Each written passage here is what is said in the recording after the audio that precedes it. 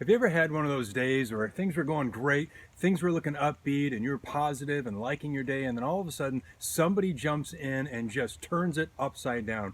Somebody turns your day from positive to negative, and you kind of feel ucky afterwards.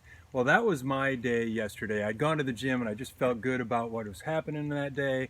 I talked to some great people, got in the gym, and then all of a sudden there's this guy. He's going on and on with some people around him about this, about the media not being the way they should be, and he's complaining about it, he's grumbling about it. Then he went on to politicians, and then he went on to people in town here in a business that was doing this and adhering to some rules that he didn't like, and he just went on for 3 or 4 minutes. And as he was just throwing out this junk, this negativity, others were joining in like, yeah, me too, I hate that too. And it just kind of went on for about 3 or 4 minutes, and all of a sudden things kind of changed, and people kind of walk away as if like, okay, I'm done with this conversation, it's just getting too dark or too heavy or too negative. And it got me thinking, man, he really grew in that conversation, grew his crowd, and everyone jumped on board, and it was just negative and dark. It really threw just kind of a damper on my incredible day. Well, I got a confession to make, because I hate grumblers. I really don't like grumblers. I don't like complainers. I love being positive, love being upbeat. And when I run into a guy like that, it just frustrates me. My confession is I was that guy. I had gone into the gym and somebody mentioned something that was a trigger for me, as something I didn't like going on, and off I went like, well, and I was just using my, all my research about how this is wrong, and they did that the wrong way, and they shouldn't be doing that. And 3 or 4 minutes into it, I was like, yeah, and they were agreeing with me, and it just felt like everyone's on board, everyone's supporting, and then they started walking away. And I thought the conversation was over. I went on about my gym routine, and on my drive home, like, I just feel ucky. I don't feel good about what just happened, and I was the cause of my good day turning into a bad day, and my influence that I had in a negative way over those around me. Today's devotion, I was getting to this, so hopefully you hung in here with me, is found in chapter 2 of Philippians, and it starts right into verse 14. Do everything without grumbling and arguing, so that you may be blameless and pure, children of God who are faultless in a crooked and perverted generation, among whom you shine like stars in the world. Hold firmly the message of life. He says, do everything. There's no shorting that. It's everything, all things. All of life needs to be done without grumbling and arguing, because we're supposed to be shining and living a message of life. There's the truth. We're a people of life. We're not a people of darkness, a people of death, a people of negativity. We're a people of life and hope and grace and positive truth, and pointing to somebody who has all the answers and all the grace they need to live life. All these things, and we living as people of life, point people to Jesus. But the truth is, people make up their minds about us and about the message we carry well before we actually speak about the gospel. They make their minds up through our attitudes, through our speech, the way we behave, decisions we make, and they've already decided some things. So when it's time to speak the truth about the gospel, they might have already made up their minds about the gospel, about Jesus and our faith, based on how we've been living. So we might say, well, yeah, but there's times we can grumble, right? Paul says, no, in all things, everything, do all things without grumbling. And here's why. You might say, well, what Mike was saying in the gym was truth, and that's why it's easy to get on board. He was saying the truth about the media. He was saying the truth about this business. Paul doesn't say, hey, look, there's an exception here. When you're speaking truth, you can go ahead and grumble and just, hello, because it's truth. Paul doesn't say that. He doesn't differentiate between truth and lies and facts and fiction. He says, do all things, speak all things, behave in all manners, right? Without grumbling, without complaining. No matter what you're going through, no matter what your experience, you have the Lord of life, living in you, and he's given you the power of the resurrection to live this life. And not only that, we have glory as our destination. It doesn't matter what you're going through. It doesn't matter what you're experiencing. If you don't like something your neighbor is doing, if you don't like something that politician is doing, Paul doesn't give any room for complaining, grumbling, and arguing, because there's something more at stake before us than just getting things right in this world, or having the right decisions made for your life, or for your country, or for your community. There's something more at stake called the kingdom of God and the life that Jesus is trying to live out through you. Our lives represent that life. Satan represents death. We represent light. He represents darkness. Jesus says the enemy comes to steal, kill, and destroy. He steals the hope people would have of any future. He likes to kill the life that Jesus is trying to do and destroy any movement forward towards the Father and towards the kingdom. We're not supposed to be adding to that.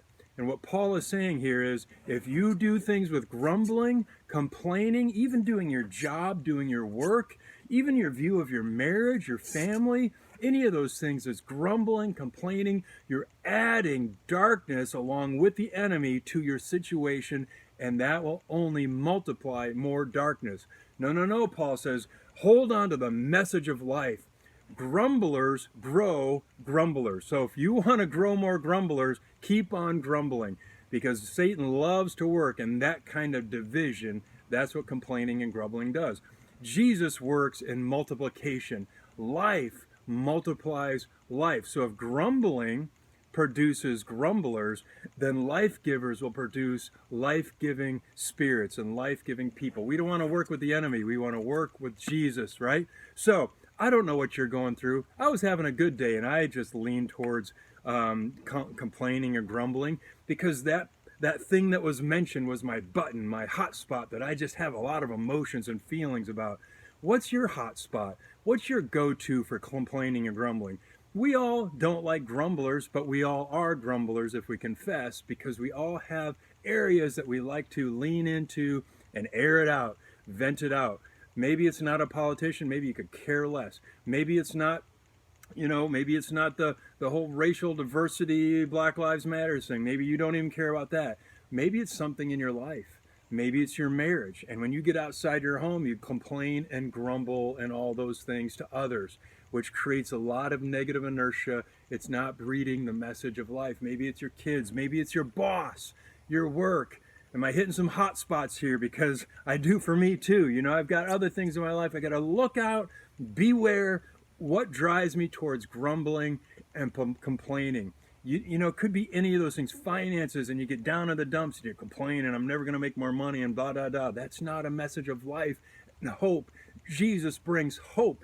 Jesus says, I give life and life abundant. So you need to understand that you are a multiplier or a divider. If you're going to grumble, you'll divide situations and the good that God's trying to do and make more grumblers. If you're going to be a life-giving person, you're going to multiply that into more life. And that's what this whole thing is about.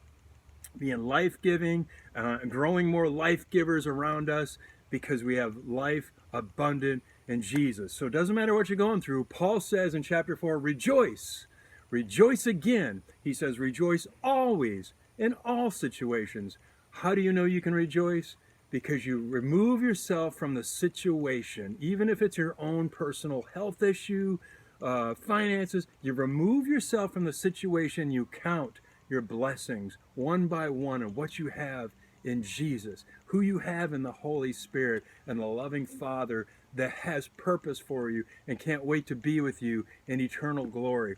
I know a person who's going through health issues right now. Kind of a scary future for her. I won't name her name, but we're praying for her. And you know what? I spoke to her, and she still always has a smile on her face, hope in her heart, and great big faith. She just speaks life into the world around her, and that's what the world needs. Paul says it's dark, it's perverse, it has no hope. And are they finding hope in us, or are they finding the same thing in a grumbling spirit? So here's your next steps. We love to give you next steps. I just want you to write down 2 or 3 of your go-to grumbling spots. You know, your topics in your life, your areas in your life that you wish they'd be better, but they're not, and you tend to be grumbly about it. You tend to complain, and you complain to others, maybe outside the home, maybe in the home. Just going to let you know your family's tired of you complaining if you complain in the home, but you'll make a lot more friends if you stop complaining out of the home. But just do this. What are my go-to grumbling points? What are they? Just list them out and get them in your head. This is where I tend to be non-life-giving. Now, here's what you should do before you leave the home, before you leave work, whatever else. Start listing your many blessings in Jesus.